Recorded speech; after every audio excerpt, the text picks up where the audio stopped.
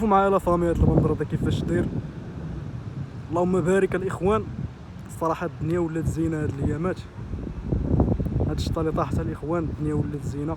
شوفوا معايا هاد المنظر من فوق جبال عين سردون. انتم شوفوا معايا الاخوان اللهم بارك وزد في ذلك.